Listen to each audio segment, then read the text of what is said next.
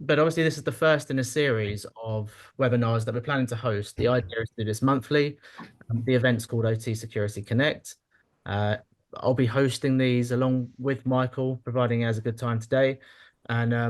And the idea here is that we create, a monthly event where people can connect and collaborate over OT security. It's really for everyone of all levels.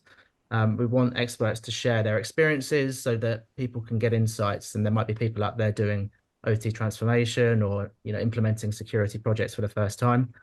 We want to be able to provide some insights, some experiences from people in the field that have been there and done it that can help people as they go. So the speakers for today. So Michael, who is my co-host for today, we've got him we're a digital identity expert, both across IT and OT. So a wealth of experience in infrastructure architecture. Before I think you moved into privileged and identity access management consulting. Yeah, yes, And very then much. we've got our panel. So Max Higginson is the ICS and OT security manager at Domino's. Tim Schrader, an OT security lead consultant at Capgemini, and Tony Hassel, an OT security solutions provider for APH Cyber and a SANS facilitator. So let's get the discussion underway. The topic for today is OT and IT systems integrations. And obviously, as systems have been increasingly converging recently, this can create vulnerabilities. So OT systems, which weren't originally designed for connectivity, are now exposed to cyber threats, which are common in IT environments. And so we're going to get into that today. There's a series of subtopics which we'll get into. I was hoping, Max, you could kick us off in I guess, understanding the IT and OT divide and what the traditional separations are between IT and OT systems. Yeah, sure. So it's just very much bytes versus bolts, the real world versus the typical corporate environment we all come to know. So I guess the difference, IT and OT fundamentally is a technology stack. In IT, we're all familiar with sort of web servers, databases, APIs, the usual things that we typically see. But in OT, we start to see program logic controllers or PLCs, human machine interfaces, HMIs, or the standard sort of industrial control systems as a collective. So the technology is different of what we're actually looking at and what we're working with. Historically, the IT and OT separation and security approaches has been very different. Typically, OT hasn't always been given the security view and an architectural design it possibly should have. And it's never really come up as a major security threat until really the recent years that we've just gone through lots of different hacks going on. So OT systems, rather, if you're not familiar with it, they are systems basically that run the world. All facilities pretty much have them, whether it's manufacturing, oil refineries, water systems, pretty much every facility, electrical grids, they all run off OT. So they're sort of the workhorses that we often use, but we don't see. So typically when we look at OT, they perform real world actions. Like I say, they've been overlooked, and there's a big, obviously now, cyber risk that everyone's sort of starting to wake up and have a look at. The difference really fundamentally is the environments. If you think of a business, if you think your corporate side is your email systems and all that sort of good stuff, and then your OT is your manufacturing or whatever facility you're providing. So that's a very quick high level overview on, I guess, the differences between the IT and OT environment. Yep. So typically when, let's say you're introducing a secure remote access solution and you're trying to drive identity, so you can track and trace who's logging on to a SCADA or PLA. So you're allowing remote access for your vendors to come through in on this solution. What do you see typically as the barriers to onboarding something like that? So there's there's quite a few things rattling through my head. I suppose you'd probably need to understand the architecture that you have in place within the OT environment, where you're looking to connect remote access into.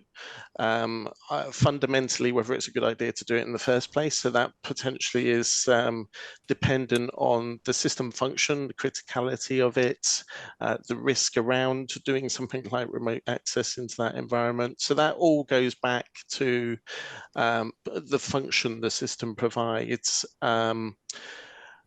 So yeah, they're the sort of things that are jumping out to me. So it's really around the risk of implementing that type of technology, and then you've probably got the more sort of the other thing you need to consider is what already exists in that environment. Potentially you've got some legacy equipment in there as well. It's the technology and whether you can actually use that solution to be able to talk to the legacy equipment that you have in place as well. So yeah, there's a number of factors for consideration there. Thank you very much. I guess just in addition to that as well, that typically with secure remote access or access in general, remote access in general, we see VPNs typically as a standard sort of setup. And I guess there's been a lot around secure remote access and new solutions come to the market. So I think fundamentally it's an architecture question. If you're going to let people in, how do they get in? What's the data going in and what's the data going out? Yeah. Because I do see a big reason why you would, if you think of a dangerous site, oil and gas or something like that, would you necessarily want someone being on site? You introduce a health and safety risk. So there's lots of options and lots of reasons why you would want secure remote access. But again, it's looking then, do you open a new risk with that of the data going in, data going out? So you've got to be very, very careful with it. Whilst there is lots of reasons you should do it, there's also a lot of reasons you should do it cautiously. Yeah, and it's where in that OT architecture you would allow access into, and then you've also got to considering things like system segregation and zoning, and where you're happy for someone to remote access into. Potentially, you might be happier for them to come in more at the sort of management layer potentially, or some sort of reporting layer, but deeper down to actually change process information, you wouldn't necessarily want that. So it very much around the architecture, as you were saying, Max. So we wanted to get into as well, I guess, the drivers and the benefits of integration. So what are the business drivers that are pushing for more IT and OT integration? And maybe Tim could kick us off with that. Yeah, so I mean, what I've seen, and my background's mainly from sort of gas and also power generation distribution. So most of what I've seen is around the business wanting additional reports, wanting more timely reports, being able to see more information from the OT network. So, and to being able to do more intelligent things with that data as well. So for power distribution, they want to be able to start to map power demands. What effect is electric cars having on the power distribution? So they want to be able to do those sort of analysis and be able to read that kind of data. I've also seen more practical things as well. So, for example, where you're loading LNG, liquefied natural gas, onto a road tanker or something like that, you need paperwork to come off of the system to say how much is loaded on, the weight of the truck, and this kind of thing. So that's will come from your OT systems, but needs to go through to your IT office environment to be able to be, shared and printed out and things. So there's sort of practical considerations there as well. Yeah. Be interesting to hear about other industries and their experience. Well, what are the business drivers with Domino's, Max? Quite a lot, really. I mean, we're always looking to make efficiencies. Always, essentially, what costs us money, if we can refine that, then it helps profit, doesn't it? At the end of the day. So, I mean, in terms of business drivers and useful things that I've experienced, is having a good view on the integrations in terms of what electricity consumption we use. How often is a PLC up? How often is a PLC down? What PLCs do we use? How often is it in maintenance, engineering time? So you start to look at it from a wider view of not just business drivers, but engineering drivers, supply chain drivers, all these different components that tie in together ultimately to affect the bottom line, really, for most businesses. So that's something I've been looking at, especially how much stock we hold of PLCs. You know, if we've got 20 different versions of a PLC, we've got to hold stock for that, which is all tied up capital.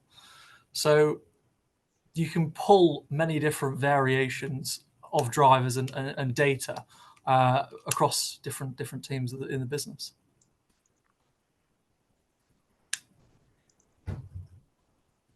Yeah, that's a good point. Sorry, Elliot. That's a good point that Max raises, because I know in pretty much every industry that I've ever been into, if you don't review your service level agreements on a regular basis, you lose out. You end up paying for something that you never received. So the phrases that I used in the industry, or that I still use, with P1, P2, and P3. So I want some guarantee from whoever's supplying me with this hardware that it's good and supported for at least the expected lifetime of the facility. So that's difficult for a lot of companies to do, because we live in a throwaway society, and everybody seems to think, oh, I remember when IP-enabled PLCs came into the environment, and we went, oh, brilliant, let's just connect them all together and just throw all the old kit away. And it's like, no, we can't do that. And not only that, who's going to pay for it?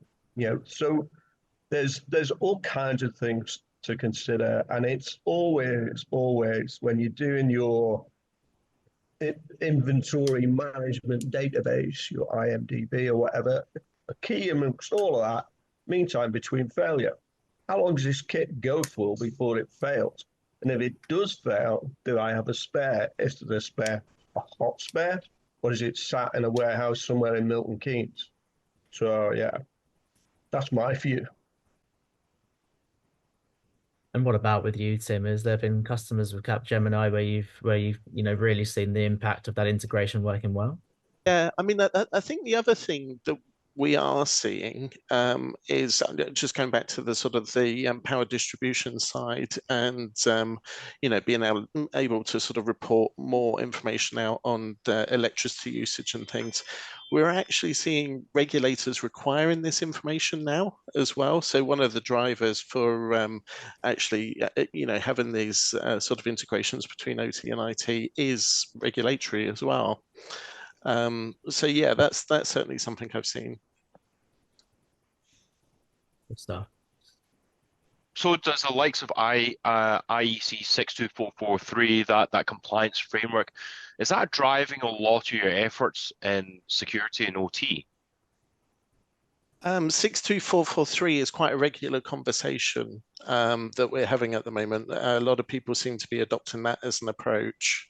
So yeah, it is. I think the big drivers that we have are probably NIST-CAF assessments, and then there's regulations, and then 62443 specifically around sort of security segregation across the network. So that's predominantly where we're seeing that conversation. Right, fantastic. So one of the pillars of 62443 is the visibility and having the identity piece. So I come from an identity background and can't help but ask these questions, and Max will know. With the whole identity piece, traditionally people logged in as root and password. You don't know at the time who's actually logged in at the keyboard unless it ties into a CCTV. But with COVID, a lot of things were done remotely, and people are logging in as root and password. So, rotating password and so forth. But with driving identity into those systems, are you seeing? Is it giving you a lot more visibility of who, what, when, why, and where are people logging into now? Yeah, yeah. I mean, I think we're seeing PAM systems being installed more often for logical access management and the ability to sort of record sessions for access as well. I think that's predominantly at let's go back to the Purdue model again, the more sort of level 2. But as you get lower down, level 1, it's really what I'm typically seeing is sort of in front of the system access, if you like. So it's much less it's much less centralized, less opportunities for remote and, as well at that stage. And it goes back to Tony's point of someone sitting bashing the keyboard. You know, you can identify who's bashing the keyboard now. Thank you. I think just on that as well, I think do they need access? You know, in terms of you can put this just-in-time model. Should they have open access when they need? Is it time boxed or approved, and does it follow a change management process, and all these sort of things that you need to think about, not just the security but also actually the business process around that, because it's all very well having a great system in, but one, if you don't know who's on it, you don't know when they're accessing, and you don't have such things as screen recording, you don't know largely what they're doing without trawling through hours and hours of logs, you know, you still fundamentally have the same security risk. Yes, it's more locked down, but the risk is still there. I think, yeah, just to make the point, one of the things that we also considered at the time, and it's the big talking point now, and it's referred to now as AI. Artificial intelligence has been with us for a long time. And the first arena where it was developed was in the OT environment, you know, because we had closed loop control, we had PID, so proportional, integral, derivative control. Basically, once you gave it the parameters, off it went on its own. So if you said your optimal temperature or production flow, whatever it may be, and gave it to the loop just got on with it. It's closed loop. So we were developing all kinds of software at that time. As the PLCs started to resemble super brains, we had indirection, we had pointers, we had subroutines reusable, and you could nest them down at 8 levels. So we now need to look very carefully about, and people are going to hate me for this, but do we really need the operators? You know, these systems now are becoming they teach themselves, and we know it's feasible. So again, when we get concerned about security and safety, one of the first things we'll always approach is access to the system. Who's got access? Why have they got access? How often do they need access? We're now moving into the area of zero trust, and I'm sure that'll be a whole topic for another discussion, or certainly will be for me. But you know, thought is now we've got to be not afraid of the challenges that we're going to see, and let the systems do the work for us. So, my opinion at this time. I think it's probably worth saying as well that we, in the OT environment, we probably more heavily rely on physical controls as well as logical controls. So, you know, we sort of try and lock off access to the whole environment at a physical layer. Because some of these systems, as you were saying, Tony, I mean, some of this stuff is not really changed at all, is it? It just sits there and runs. So you then start to look at things at the physical layer to actually protect it and isolate it. Yeah, believe it or not, one of the biggest challenges we have, and we've touched upon it, is mechanical failure. I remember back in the 90s getting called out to what was turned. I got a phone call. I'd left work and I'm back. Well, I'm doing what you do after work. And I get this phone call. We've got a ghost in the machine. And I'm like, excuse me. Now, back around about that time, we've been talking about viruses in PCs and malware and all that kind of stuff. And we were confidently saying, yeah, that's fine. You know, people can write all sorts of scripts or whatever, and they'll run off your email.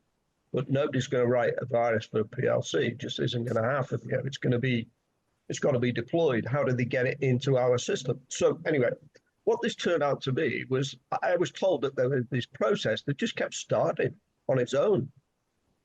As soon as the interlock conditions were good, off it would go. And they were like, we weren't even in the control room. Nobody pushed the button. And I'm like, hang on a minute.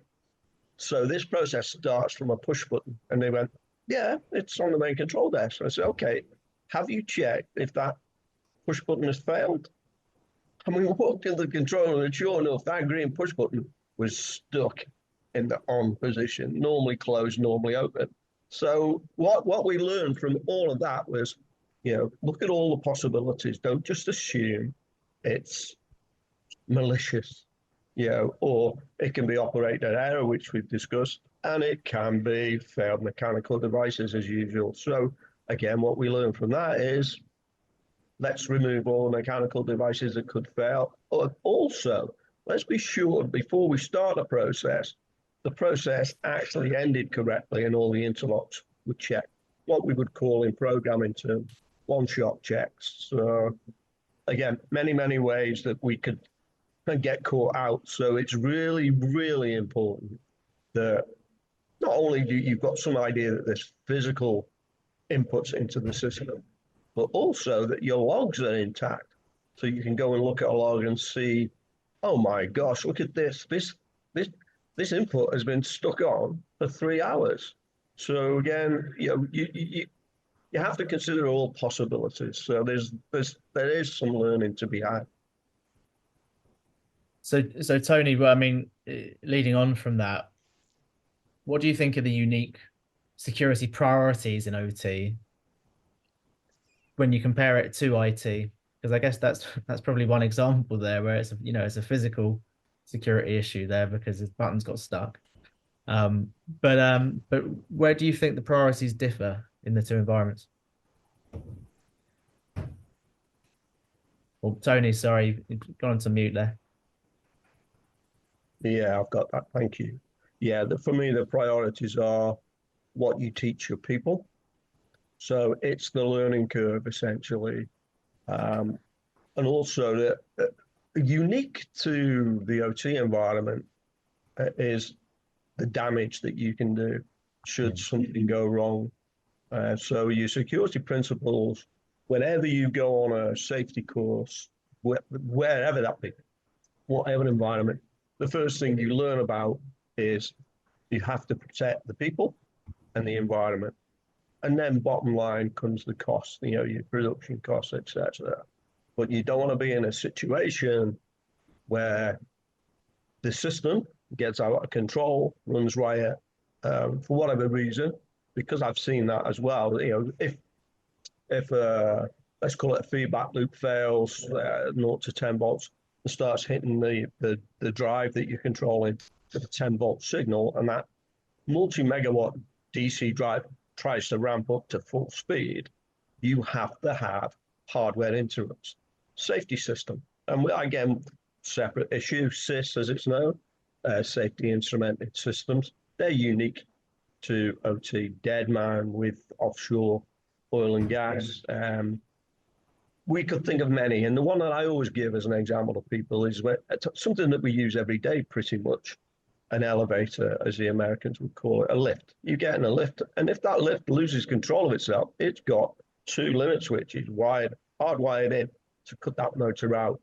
So part of that, when you see the guys putting the barriers up around the lift doing their annual checks, they're the things that they check. Alton Towers has them. Now, the one thing that you cannot cater for, and it happens in the aircraft industry, is somebody failing to put the interlock back into service.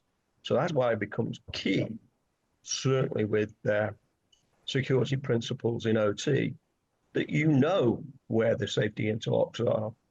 And we could talk about OT security principles relative to all of the different kinds of hardware that you're going to meet in an OT environment that you just would never see in an IT environment. Well, I think that for me anyway, when I talk to people about operational technology. It's all around us, and a lot of people don't realize that.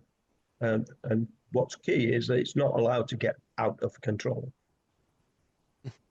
Yeah, I agree, Tony. And I think for me, the traditional CIA triangle that you see in IT security, you can pretty much turn that on its head, because the confidentiality is only to protect the integrity of the process and ensuring the availability of the process. Certainly around something like safety, as you were saying, it's critical that that's maintained at all times. So availability is the most important part of that. And of course, you want it to work, so you need the integrity of the system there. Yeah. Have we seen, I mean, between us, I'll put this out to everyone, but have we seen examples of incidents that have caused big impacts in your time, and that just underlines the importance of it within OT?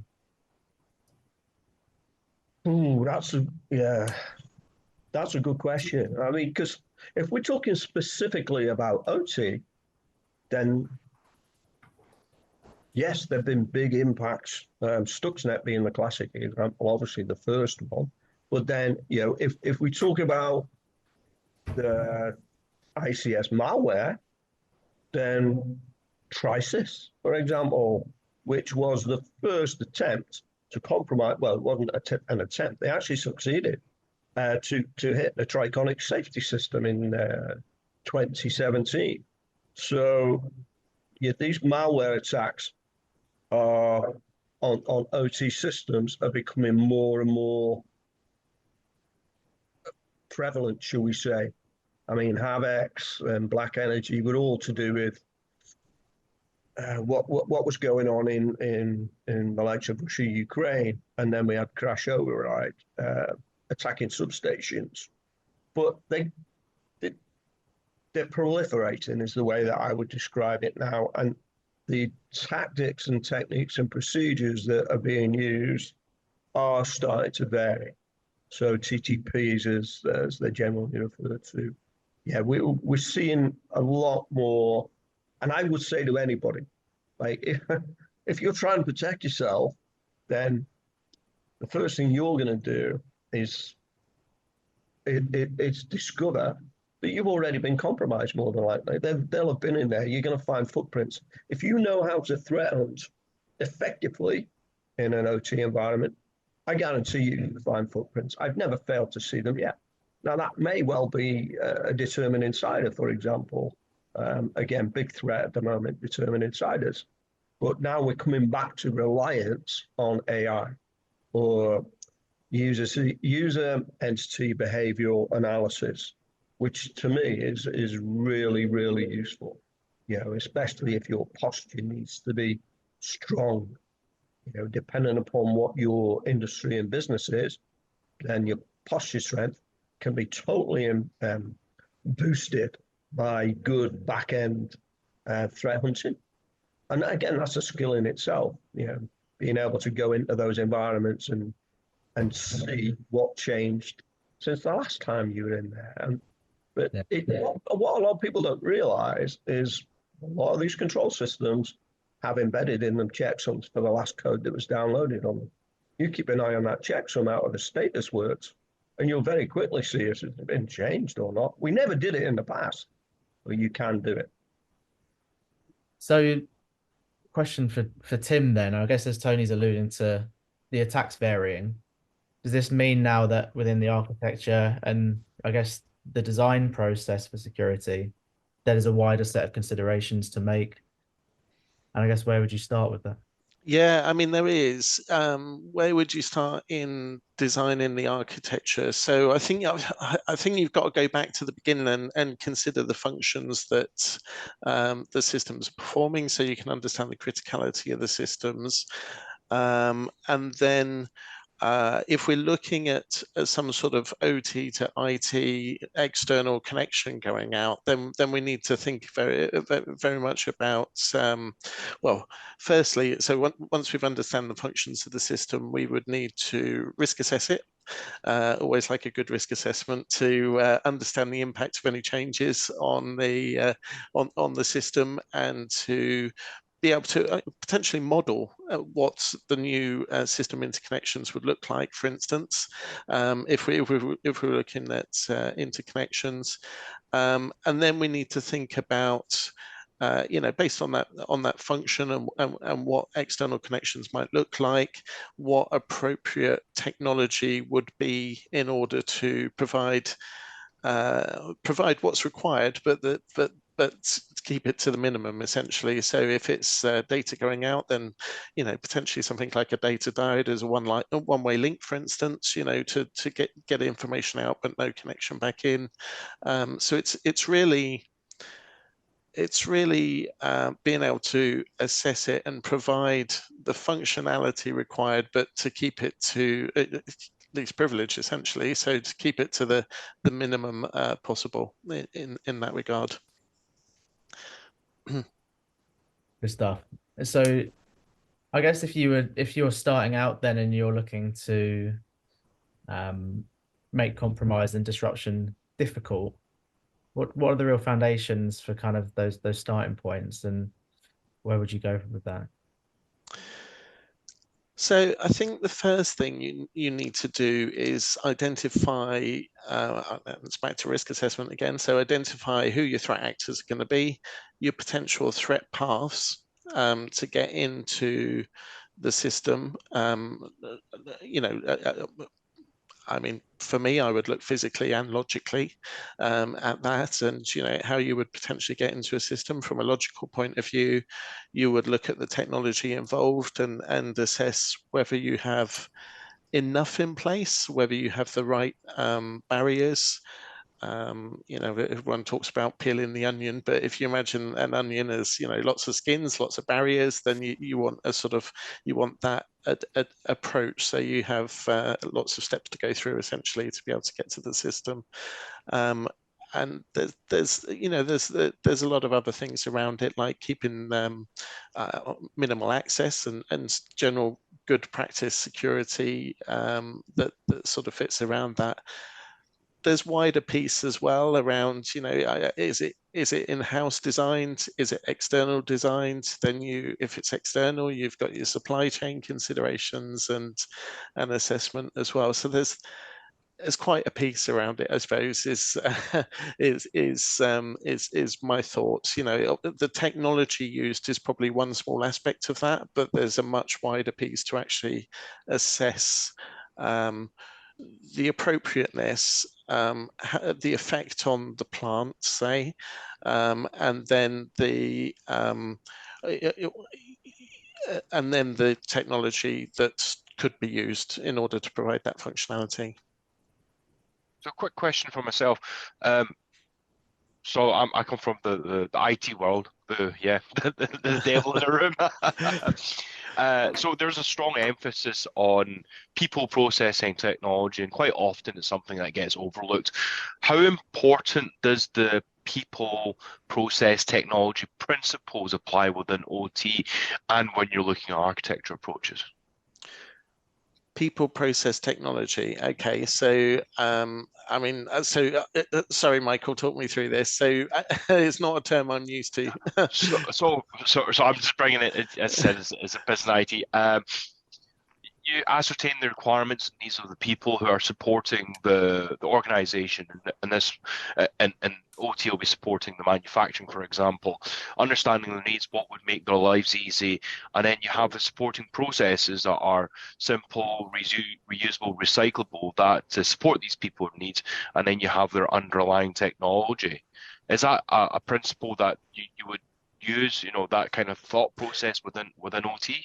Similar. So people, you would certainly understand the needs of the business. You would want to understand the function that's being provided to the business by this system. But you would then need to understand, as well as people's requirements, you would need to understand things like safety implications of changes or environmental implication of a change as well. So there's probably a couple of extra steps to feed into that as well. So from the people point of view, so it's probably, you would probably take on board what people require, but then you would have to balance that against possibly more pressing matters such as, safety and environmental concerns as well as commercial. So yeah, there's probably a balance there. And then process. Sorry, Michael, talk me through that bit again. Memory of a sieve. It's I'm very much the same. It's having the simple processes that anyone could pick up and just follow, and just having these short, simple, like a fire exit process. The fire escape process, and having these in OT land, and then having the technology to support it. That's the architectural approach that IT typically looks at, and I'm just wondering how that fits into the OT. When we're talking about the convergence here. So processes, that people can follow, absolutely. Yeah, that's standard within OT environments. Same as in the IT world, essentially. And then technology. Technology is different, but yeah, it's certainly that consideration of the best technology as part of that process. Yeah. Thank you. I guess just to add on that in terms of the people, and I know we're strictly talking cybersecurity here, but it's very important we can look at this as not just we're putting a load of cybersecurity. We're not the fun police. We're not going to put all the measures in, but you can also take a business on a transformation. So you look at the people, it's very much bringing people into the journey, whether it's the engineers on the factory floor, factory managers, whatever it may be, is that we have a cybersecurity view, but they obviously do their day-to-day tasks. And looking at that, you can actually apply technology maybe to make their life easy. So instead of trying to remember 100 different passwords, give them a password manager, password vaults, all these different things. Yeah. So they're using the correct passwords. And then you look at, even with secure remote access, walking up and down the factory 30 times a day, if you gave them remote access and they can do it from their office, how much time efficiency are you saving there? Times that by all the engineers and all the sites you've got. So I'm always keen to always emphasize that whilst we are cybersecurity professionals, you can actually have real measurable cost for the business savings and actually drive them profit margins and efficiency and day-to-day, enjoyment out of people's jobs. You don't have to, you can use technology to help in certain areas.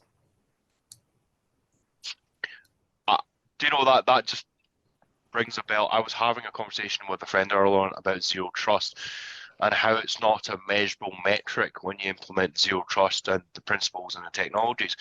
So you've just given a fantastic example, secure remote access, which is one, it's one of the components of zero trust and allowing, least privilege and vaulting passwordless. And the measurable metric there is the time and effort saving of walking up and down, back and forwards to a computer or a SCADA or PLC. So yeah, very interesting how you've just framed, there's a measurable metric, and it's very, very relatable in human terms. So thank you for that. How do we set up to make sure that the business is able to detect compromises early, establish them, and to have a remediation plan? I'll leave that open to whoever would like to. I'll probably answer a few of these, but I guess one is, do you have detection in place? What your mechanisms are? Obviously, in the IT world, we're very sort of familiar with all the different antivirus and endpoint protections we've got and EDR and all this sort of stuff. So I guess with the OT is, do you have the visibility on if something did change? If you did have a virus, do you have a mechanism to detect it? There's so many different products out there. I mean, IoT Defender, which was previously CyberX, Dragos, Clarity, Nozomi. There's so many different products. Obviously, most of them work passively. One key point I would mention is you don't really want to be using anything active and probing networks because you'll knock over a few PLCs and they may not come back up. So I think having a clear view with such technologies I've mentioned is probably a pretty good starting point because you need the visibility to understand the vulnerabilities that may lie in your network. Is it typical across OT technology environments to have incident response functions in place, or are we not there at this Great point? question. We're not there. It's a simple answer. A lot of people will tell you they have, especially when it comes to reporting to the regulator. But I can tell you now, when they come in, and certainly if I come in as a regulator, first place I'm going to go to is the recovery plan. Where is it, guys? When was the last time you ran it? What were the results from that test? Yeah, we did a tabletop exercise. We did a bit of red team, and yes, that's great, But do you have the facility to test your incident response plan in real time? Does it work? Because if it doesn't, you're never going to get out of the situation, and panic will ensue, because you can guarantee in any control room when something goes wrong, if there's no process or procedure to follow, any kind of governance, panic ensues. Chernobyl's a classic example of that. Absolute classic example. Yeah. Nobody tested the recovery process, and it just all went seriously wrong. Sorry. Yeah. Okay. So I'm just conscious of time and going through any Q&A and closing remarks. We had a couple of questions submitted before. One which I'd probably put to Tim, sorry, to Max to start with, actually. And it's more around emerging technologies and what do you think's on the way that's likely to impact OT and IT systems?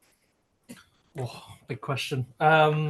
I think, to be honest, most business, if I'm looking at it from a business perspective, automation, driving the bottom line, driving the profit margins, we'll start seeing a lot of that. Automation, I think, fundamentally is going to change the way, and that extends out to AI, machine learning, that sort of process. So I think that's probably where we'll see the biggest change. But it's a big question to answer. Sure, understood. We've also got a question from Mohammed in the chat. Thanks, Mohammed. Which we'll fire at Tim. Is there any way we can make a unified governance risk framework where we can map different frameworks? I think there might be some. So I think things like 27001 against 62443. I'm sure I've seen sort of examples of mappings in that area. Yeah, I mean, I suppose the question is around practicality of use as well, and whether you would want to do that. Is that sort of I suppose that's to sort of expand maybe into the IT and the OT worlds, perhaps you're thinking with that one. But yeah, I think there might be some, but otherwise, I've certainly done it in the past myself, where I've actually just sat down and and pulled a load of frameworks together and mapped them out. So it can be done. I suppose from my only other thought is as well from a regulatory point of view, they normally do pick one particular framework. So I suppose my cautionary side would just say, what would be the use case, I suppose, and having a clear understanding of that first before you do it. But yeah, other than that, yeah, it's possible. Yeah, Tim, I can offer a use case. It's where where you cannot comply with what the regulator is asking for directly within the framework that they are proposing. So you can offer an alternative solution, which, most regulators are pretty good when you say, okay, we don't do that, but we do this, which is the equivalent. So mitigation and the risk of using an alternative method. And I can safely say that I do have what's known as a crosswalk, which matches across 27,000, COBIT, 62443, NIST 800, OG 86, and then identifies the subclauses in each one where it's relevant, because the terminology won't always be the same, but the intent of that mitigation is to avoid the same consequence. So I think that's, yeah. I suppose my approach on that one would be a regulatory discussion. So rather than looking for another control set, I would probably open up a dialogue with the regulator and say, this is either not technically possible, or if I was to do it, I feel it potentially increases the risk. So one example might be, you might want to, regulators defining that you have to monitor all your systems. But in order to do that, you potentially would have to take an offline system and connect it up. Now, if that's a safety system or something, is that preferable? Possibly not. So, that's I would go back to risk assessments and say, well, actually, there's more risk more risks if I do this approach as to if I kept it as it was. And I would open up a dialogue around that. That would be my approach. Thanks, chaps. We've got more questions in the Q&A. Next one is an anonymous one, actually. So what's the best way to get started for someone looking to transition into a security career? I would immediately answer, go and join SANS. Well, this is specifically from a development software engineering background. Agreed. I totally agree, Elliot. And because of that, because I was a software engineer developing software for automation control systems, and when Stuxnet came about, I went, oh, okay, so somebody somewhere must know some degree of principles of action here that need to be followed. And SANS were one of the first ones into the market with it. And the thing is, it doesn't cost anything to join. Now there's podcasts in there, there's white papers, there's all kinds of useful resources. In fact, probably too many. But that's a good starting point, because there are so many doors into this industry that you could end up just going round and round in a loop. So best, from my experience anyway, just go to SANS and join SANS. You just want your email address. That's it. Good stuff. So just to add on that one, then I think LinkedIn, to be honest, following people that actually are in the industry, I've learned and spoke to and met loads of people just off mutual connections and having conferences like this and all of these sort of things. So I'd definitely say, if you particularly want to specialize in ICS or OT, is find the people that are in the industry, follow them. They're often either they're at conferences or they're talking about a particular issue or blog posts or whatever it may be. You can find as well what's current, what they're dealing with on a day-to-day. So I always think that's quite a good way to skip round a lot of the research you need to do yourself and go straight to the core of what businesses are doing day to day. Thanks, Max. Okay, and a question from Amar as well, and this is: what are the specific strategies for employing AI to secure OT and ICS against sophisticated cyber threats? And how do these strategies differ from traditional IT security approaches? Do we have strategies for employing AI to secure OT and ICS at the moment, or is it, again, are we quite early in the adoption? I would always be naturally cautious of putting AI with OT naturally, or at the stage we are in the development of AI. I mean, in a year, 2, 3, 4 years, I think AI is going to look very different. So it'll be quite interesting to see what that happens. Yeah, I would add to that. For Amar, go take a look at EUBA. So Entity User Behavioral Analysis. That is AI to all intents and purposes, and there are solutions out there that give you that ability. So fundamentally, what you're saying is, I watch the behavior of this network on a regular basis. I understand the patterns, which node talks to which node, when they do it. If you put that into play for even just a short period, say a month, and just leave it running, what you come away with is a realization that, oh, I can see the shift changes going on here. I can see the guys coming on and starting their process from this engineering workstation, talking to this node or this PLC, etc. So patterns very, very quickly emerge. So outliers, e.g. something occurring that you've never seen before, it could be a false flag, but it could well be something else. So you need to know when the patterns change in your network. So EUBA is AI for me. It watches everything. it stores the patterns. It's a bit like watching the movement of a valve and checking the pressure profile and seeing that normally this valve takes X amount of time to move, and the pressure profile change looks like this, and I'm going to store that away. So every time you move that valve, I'm going to compare it to the last move. And when I see deviations in that movement, I'm going to flag that to the operator, because that valve's obviously having a problem that it didn't have 12 months ago. When maintenance windows come around, we're going to open that one up and have a look at it so that we don't have to go and maintain everything. So EUBA is like what we call PM, preventative maintenance. And that, again, is another form of AI. Great, thanks. Okay, hopefully that answers the question, Amar. And then we've got one from Annabelle as well, which I think is the last question at the moment on the Q&A. How can a company with separate IT and OT leadership teams work together to implement security during integration? And specifically, how can we encourage collaboration when OT security is usually handled by control engineers, while IT security has a dedicated leader, like a CISO? So I guess this is, you know, looking in a situation where you've got really separate leadership teams across the two, you know, what steps would you take to try and bridge that gap? That's a real world problem. And I suspect that Annabelle's suffering from it as we speak. And that fundamentally is down to the way that whoever the CISO is,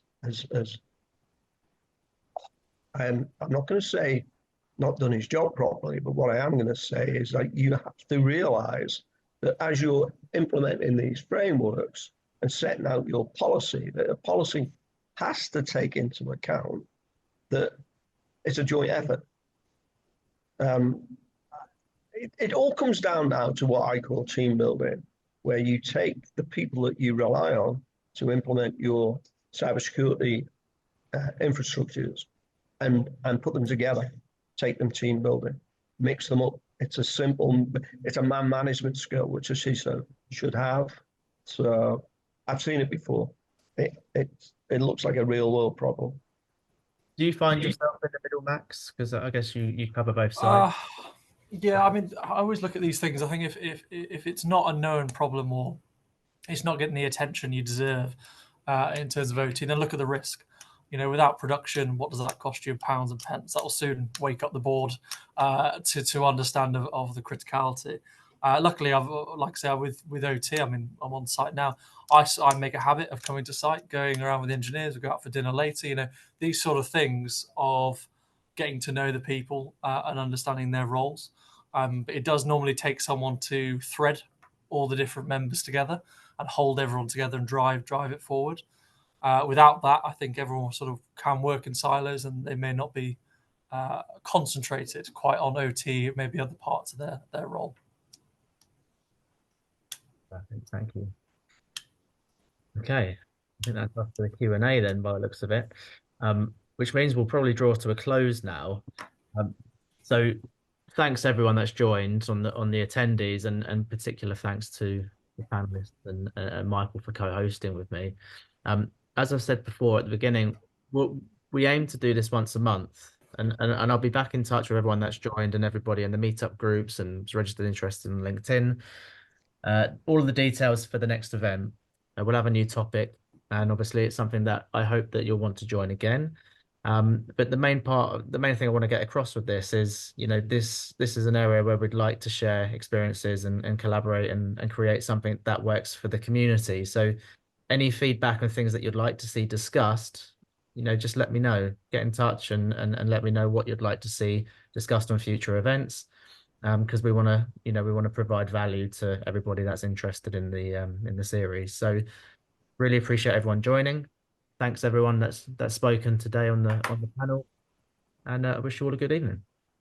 Thank you very much, everyone. Thanks so much. Thank you. Have a good evening. Cheers. Goodbye.